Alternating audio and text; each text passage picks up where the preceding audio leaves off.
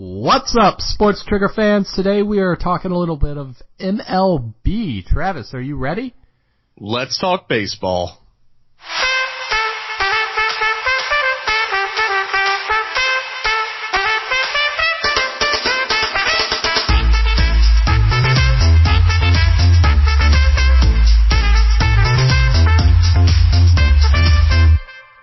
Welcome back to the Sports Trigger, everyone. Today we're talking about the MLB and the playoffs going forward. So, Travis, with the playoffs fast approaching, what league leader, what division leader right now really looks like they're going to make the most noise and can actually stay on top going through the playoffs?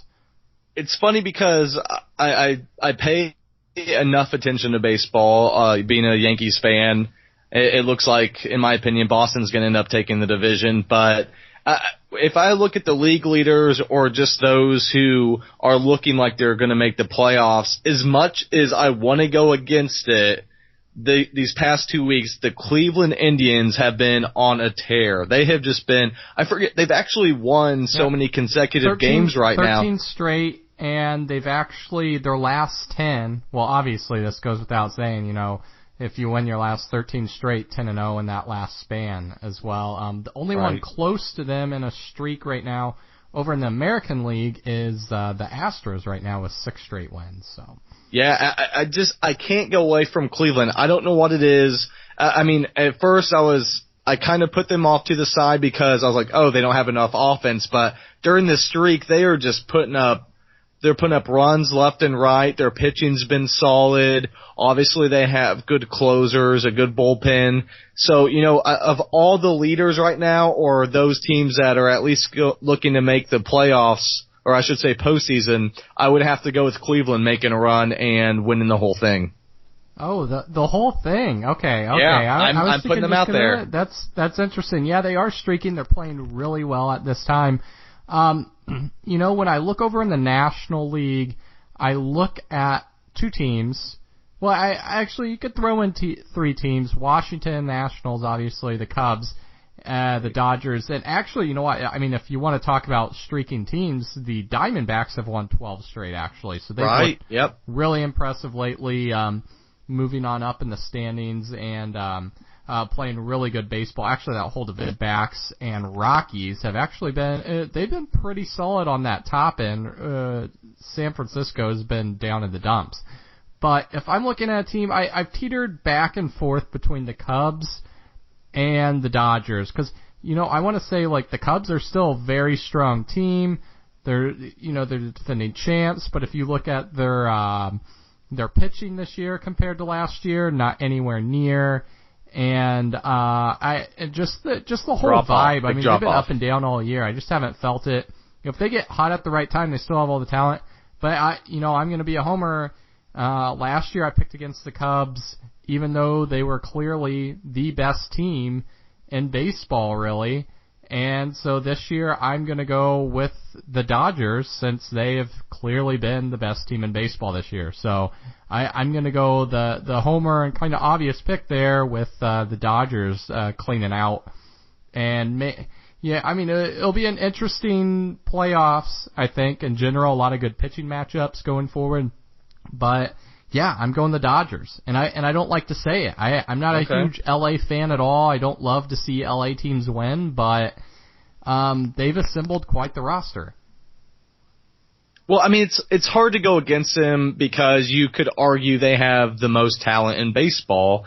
I mean, Yasiel Puig, we haven't even heard about him that much because of all the young talent coming up for the Dodgers team. So I think the thing that makes it most hard is, you know, the past couple of years especially, they've had a great collection of talent and they haven't made it far in the postseason. You know, last year Kershaw finally got that monkey off his back to where he pitched well in the postseason, but at the same time they didn't really see any reward from that. So, and the Cubs, you know, it's hard to go against the Cubs because of how they did last year, but to your point, the pitching hasn't been like it was last year. Granted, postseason, you know, you can see, different pitchers actually doing something that you're used to seeing all last year, but some of the teams the Cubs have lost to the past couple games, the past couple weeks really for that matter, kind of have me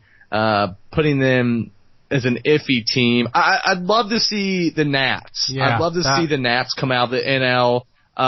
Bryce Harper, Scherzer, they have a lot of different players on that team. So I think from the NL perspective, I would definitely go Dodgers slightly in front of Washington, but I definitely want to see Washington come out of there. And if the Cubs come out, I wouldn't be surprised because this is a postseason. Anything can happen. The championship series there before you get to the actual World Series is going to be a phenomenal matchup, I think, as long as talent holds true in that. And we have at least a few wild card interesting races going on here. At least in the second spot for each division. One, you have the really close race. You have the Twins, a half game up on the Angels, and about a game over Baltimore, and then a game and a half over Texas. And then you have the Rockies, 3 games up on both St. Louis and Milwaukee. Do you see those teams holding off, a late run here from some of the outside teams looking in? Or do you think that's going to stay pretty much the same? Obviously, the Diamondbacks have like 6.5 games up or something like that because of their win streak. I think they're going to be fine. The Yankees have a few games up too. I don't see them being eclipsed either. Just they've been pretty consistent all year. But the Twins are another story, and the Rockies can get really hot. They're a team that gets really hot at the end of the year usually. But I don't know. St. Louis has been such a playoff norm, really, throughout our lives. Mm-hmm. So I don't know. What do you think? Do you think one of those teams can catch up? I'm totally fine with Colorado. I have nothing against them, but I would love to see St. Louis slide in that second wild card spot because, like you said, it's a norm. We're used to seeing them year in, year out. They have good pitching, and that's what you need in postseason is good pitching. They have players who've been there. They made postseason runs, so I would like to see some experience in the postseason on the NL and maybe slide in there and surprise a team like the Dodgers, for instance. Hopefully not Washington because I think we're both on Team Washington there. But I think ultimately Colorado will hold on, but I would like to see St. Louis slide up there. And as far as the AL goes, Minnesota is a great story just because, they haven't made the playoffs for so many years. Typically they're hovering around 500 win-loss column. So I would rather see them in there than the Angels. No offense, Mike Trout, but I'd like to see Minnesota in there just because, growing up, during the 2000s, you saw Minnesota in there pretty frequently. And the Angels, I trust more in Minnesota making the playoffs interesting than the Angels, to be truthfully honest. The Minnesota sports team, that's unheard of even when you live in Minnesota, and I figured that out.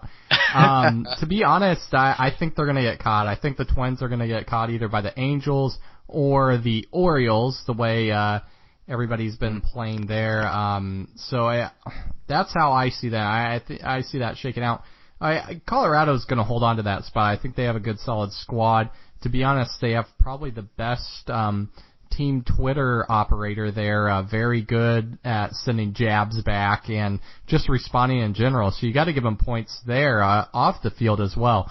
So I think both of those are going to stay true. But either way, it's going to be a really fun playoffs series to watch all the way through starting in October there. So with that being said, thanks a lot for joining us on another episode of the Sports Trigger, and until next time.